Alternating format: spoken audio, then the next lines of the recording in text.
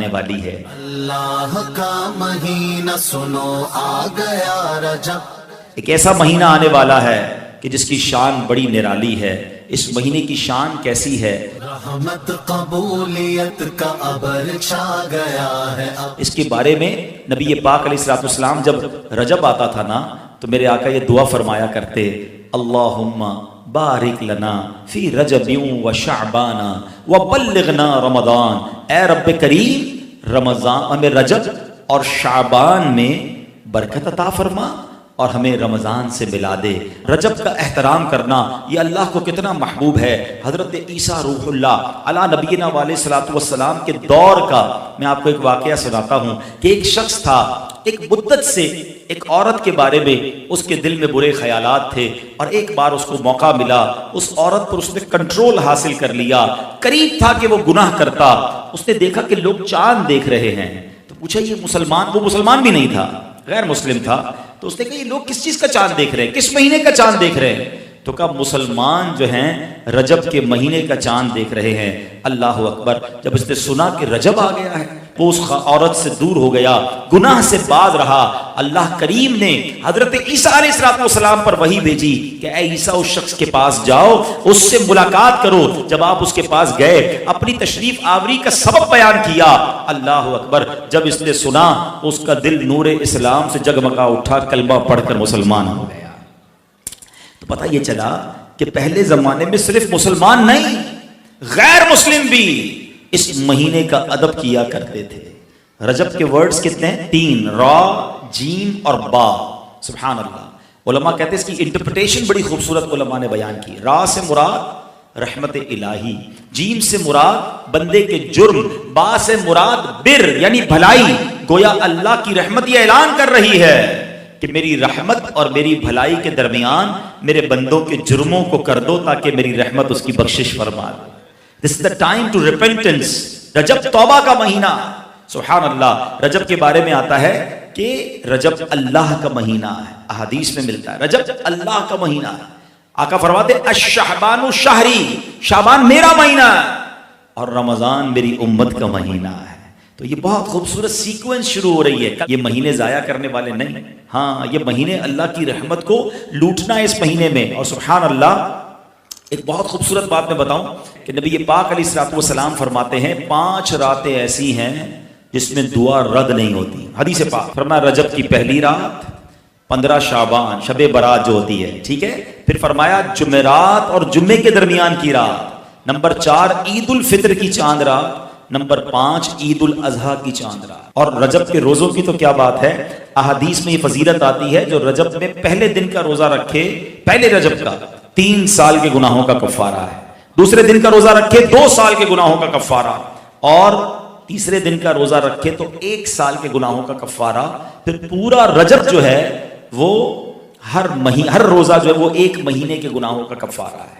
اب تو سردیوں کے دن ہیں، ویسے ہی ہم میں سے کئی لوگ لیٹ لنچ کرتے ہیں، 6 سوا 6 بجے افطار ہو جاتا ہے، تو ہو سکے تو نفلی روزے رکھیں، یہ عبادت کا مہینہ ہے۔ علامہ صفوری رحمۃ اللہ تعالی علیہ فرماتے ہیں کہ رجب بیج بونے کا مہینہ ہے، شعبان پانی ڈالنے کا مہینہ ہے، اور رمضان فصل کاٹنے کا مہینہ ہے۔ اور بڑی خوبصورت اس کی تفصیل بیان فرماتے ہیں کہ جو بندہ رجب میں عبادت کا بیج نہیں بوتا، شعبان میں ان بیجوں پر اپنے آنسوؤں سے پانی نہیں ڈالتا، آبیاری نہیں کرتا، وہ رمضان میں رحمت کی فصل کیسے کاٹ سکے گا؟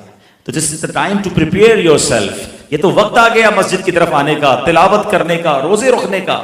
اگر کوئی دوری ہو گئی ہے عبادت سے تو پھر جڑ جائیں، اور رحمتوں والے مہینے شروع ہو رہے ہیں۔ تو اے میرے پیارے اسلامی بھائیوں، اللہ کرے کہ ہم رجب میں اللہ کی عبادت کر کے، اپنے گناہوں کی معافی مانگ کے ہم اس رجب کو اس طرح گزاریں۔ اور رجب میں ایک اور کام کرنے کا بڑا زبردست میں آپ کو بتا دوں کہ نبی پاک علیہ الصلوۃ والسلام فرماتے ہیں، حضرت عبداللہ ابن زبیر رضی اللہ عنہ سے روایت ہے کہ جو ماہ رجب میں کسی مسلمان کی پریشانی دور کرے، اللہ عز و جل اس کو جنت میں ایسا محل عطا فرمائے گا جو حد نظر تک وسیع ہوگا۔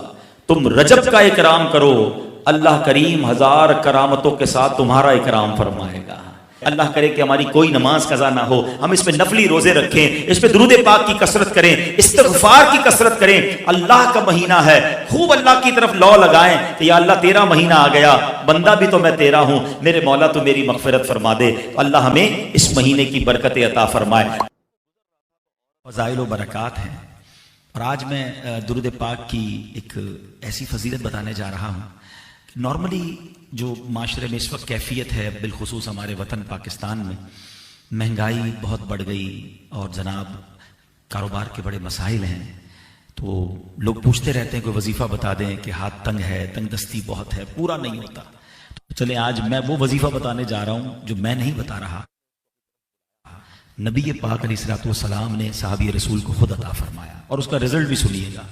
ایکچولی یہی پوزیشن تھی کہ ایک صحابی آئے پیارے آقا علیہ الصلوۃ والسلام کی بارگاہ میں اور کہا حضور پورا نہیں ہو رہا ہے، تنگ دستی بہت ہے، پیسوں کی کمی ہے۔ تو آپ علیہ الصلوۃ والسلام نے فرمایا جب تم اپنے گھر میں داخل ہوا کرو تو اپنے گھر والوں کو سلام کیا کرو، اور گھر میں کوئی نہ ہو تو مجھ پر سلام عرض کرو، یعنی درود پاک پڑھو، اور ایک بار قل هو اللہ احد یعنی پوری سورہ اخلاص ہے وہ پڑھ لیا کرو۔ اس صحابی رسول کو جب یہ فارمولا مل گیا وہ گھر چلے گئے، اور جا کر انہوں نے کام شروع کر دیا کہ جب بھی گھر میں داخل ہوتے گھر والوں کو سلام کرتے، گھر میں کوئی نہیں ہوتا تو درود پاک پڑھتے اور پھر سورہ اخلاص پڑھتے۔ کچھ دنوں کے بعد ان کی بارے میں یہ اطلاع آئی کہ اللہ نے اتنا مال دیا، اتنا کرم کیا کہ اپنا گھر تو چلنے لگا، پڑوسیوں اور رشتہ داروں کی مدد کرنا شروع کر دی۔ تو یہ کمال کا فارمولہ ہے۔ ہم روز گھر جاتے ہیں لیکن موبائل چل رہا ہوتا ہے، کسی کام میں بیزی ہوتے ہیں، بیل بجائی کون؟ میں، یہ سنت نہیں ہے۔ بیل بجائے اگر کوئی اور گھر میں سے کوئی پوچھے کہ کون، تو سنت یہ اپنا نام بتائیں، جو بھی آپ کا نام ہے آپ نام بتائیں، اور اس کے بعد جیسے ہی اندر داخل ہوں السلام علیکم ورحمۃ اللہ وبرکاتہ، درود پاک پڑھیں اور سورہ اخلاص پڑھ لیں۔ آپ اپنی آنکھوں سے انشاءاللہ اپنی روزی میں برکت دیکھیں گے۔ آئیے مل کر محبت کے ساتھ ایک بار درود پاک پڑھ لیں۔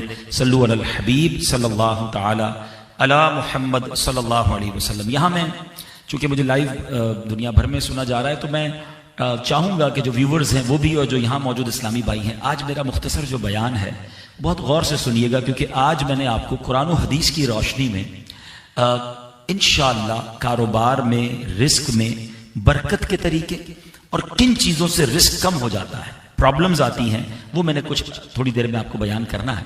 ایک مرتبہ ایک صحابی رسول نبی پاک علیہ الصلوۃ والسلام کی خدمت میں حاضر ہوئے، عرض کیا یا رسول اللہ صلی اللہ علیہ وسلم مجھ سے دنیا نے پیٹ پھیر لی ہے، یعنی میں جس کام میں بھی ہاتھ ڈالتا ہوں وہ کام ڈیمیج ہو جاتا ہے، میرے پاس پیسے ہی نہیں آتے، کوئی مال ہی نہیں آتا، پریشان لوگ ملتے ہیں ایسے کہ پتہ نہیں کیا ہو گیا ہے، جس کام میں ہاتھ ڈالو پرابلم ہے، کام بنتے بنتے رک جاتا ہے۔